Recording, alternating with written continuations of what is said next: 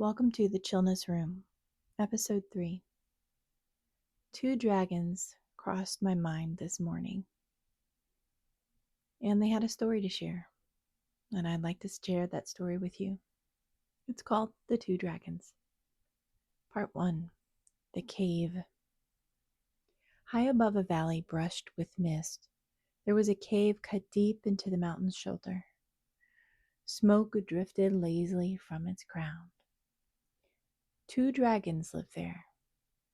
One was called Pyraxis, the other was called Sirin. Pyraxis was the dragon of anger. His scales were dark and bright at the same time, like embers that never fully cooled. He stood near the mouth of the cave most days, chest puffed, wings half spread, fire rolling idly in his throat. He watched the valley below with sharp, restless eyes. Down there moved the small ones. Not humans to Pyraxis. He called them pips.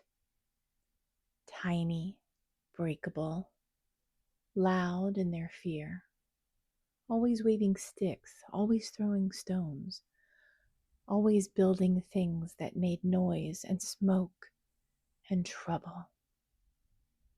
They watch us, Pyraxis growled, a thin ribbon of flame licking the cave ceilings. They plan, they always plan. Behind him, rather further inside the cave, where the light softened and the stones stayed cool, Sirin rested.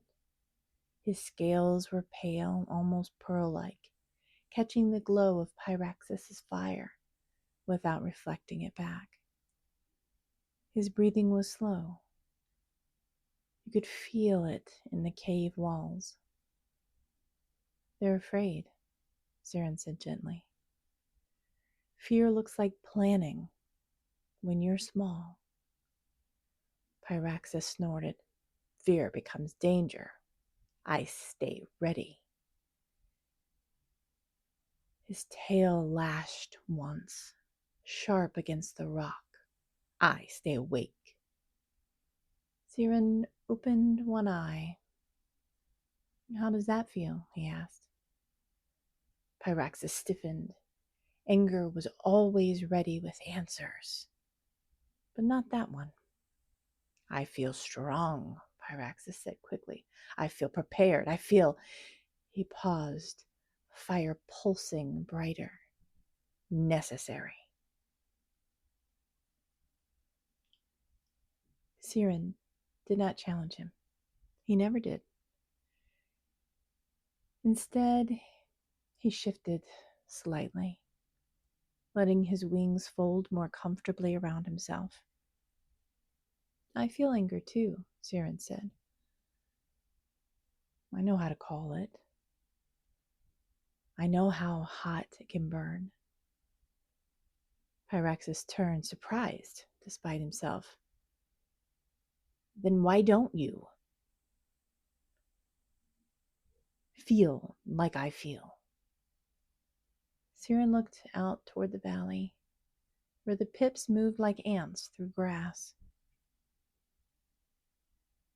Because it hurts me to live there, in that place, feeling angry, he said simply, and I don't need to. The wind moved through the cave entrance. The smoke thinned. Below, a stone bounced harmlessly off Pyraxis' scales and cluttered down the mountainside. Pyraxis laughed, loud and sharp. See? Nothing. They're ridiculous. Sirin watched the stone roll until it disappeared. Does it hurt? Pyraxis scoffed. Of course not.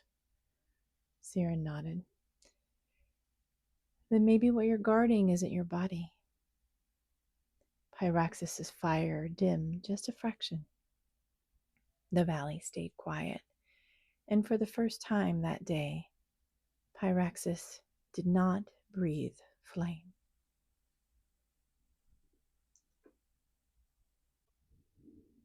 Part 2.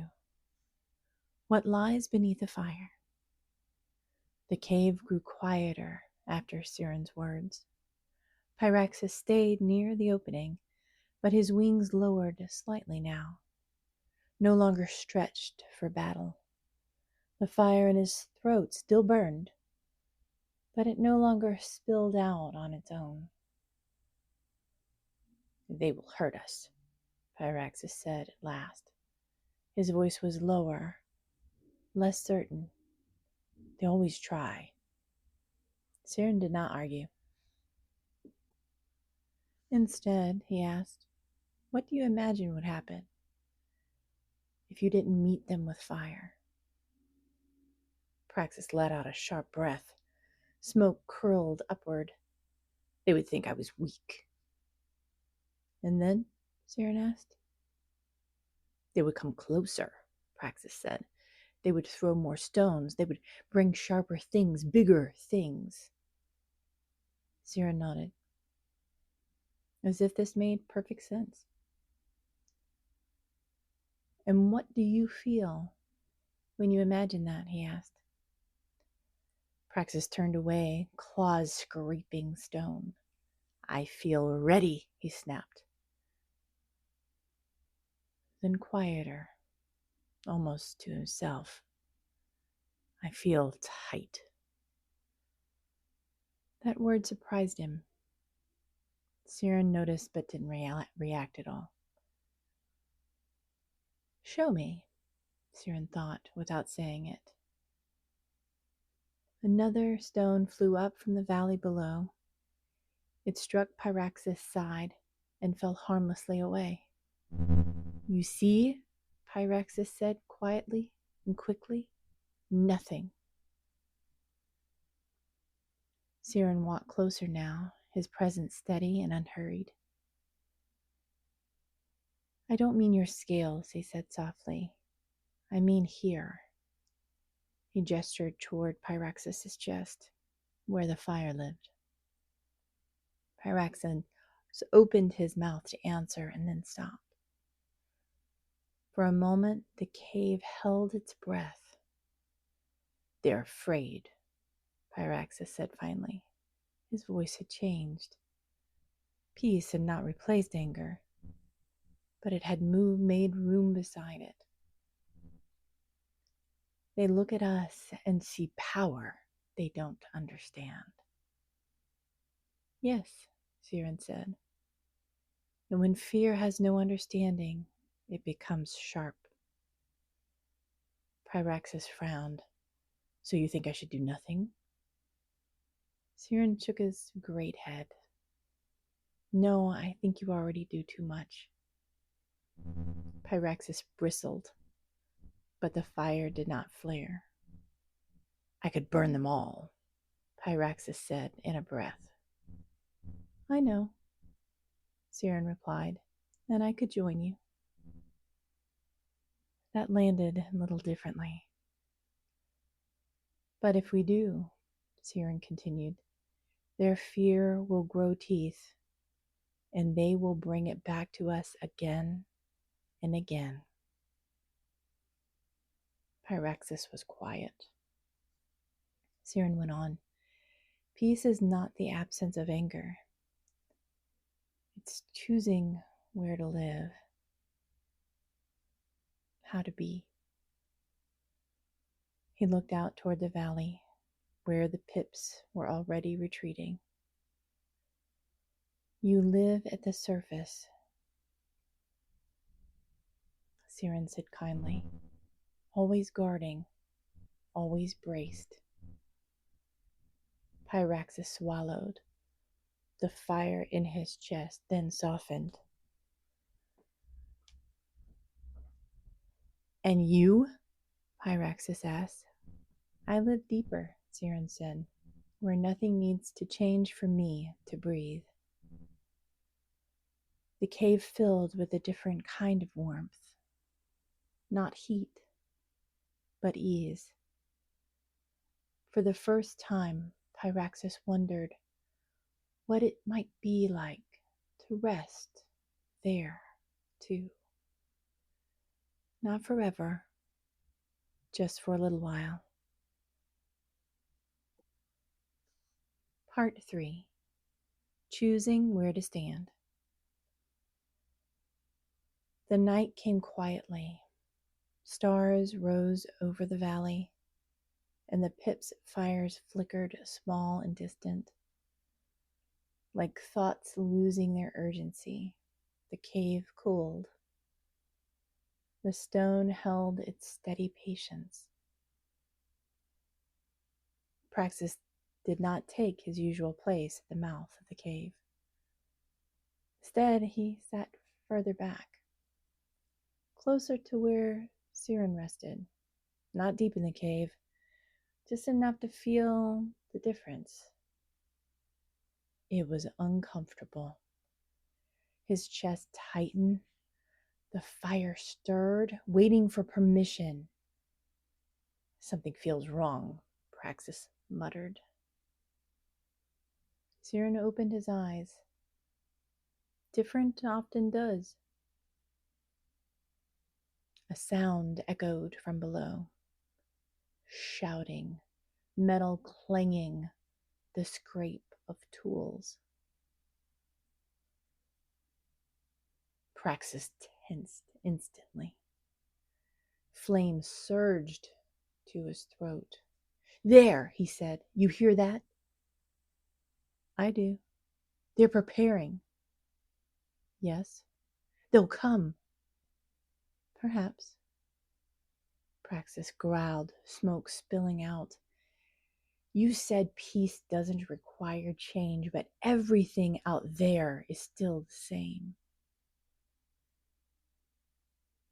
Siren rose slowly, stretching his wings. Peace isn't a reward for safety. He said it's a place you stand before anything happens. Praxis stared at him. And if I stand there and they hurt us? Siren met his gaze, calmly and unwavering. Then we respond, he said, not from fear, from choice, from a place of peace. The fire in Praxis's throat and chest surged and then paused. For the first time, he did not release it. Instead, he felt something else beneath it. Not weakness, sadness, weariness, fear. His wings trembled. They don't know us, Praxis said quietly. They only see what we could do to them. Sarah nodded. And you only see what they might do to you. Silence settled between them. Below, a single torch flared and then went out. Nothing happened. The mountain remained. The stars stayed where they were. Praxis exhaled. The fire dimmed, curling inward instead of out. It feels lighter, he admitted, surprised. Because you're not carrying the future, Siren said. Only this moment. Praxis lowered his head, resting it briefly against the cool stone. I thought anger kept me alive, he said. It did, Siren replied gently, when you needed it.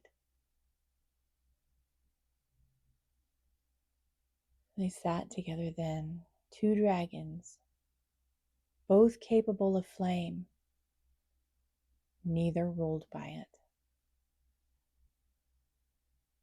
The valley slept. And somewhere in the cave, a new order formed. Anger didn't have to disappear, but it was a new order where peace was allowed to lead. Maybe it didn't happen always, but just often enough. And that was enough. Let your body settle where it is. No adjustment needed. Take a slow breath in and relax a deeper breath out, as if you're settling something down. Feel where peace already exists inside of you, even if it's small, even if it's quiet. Anger doesn't need to leave. Nothing needs to change. Just notice where you're standing now. One more easy breath in and a nice exhale out. And rest here for as long as you'd like.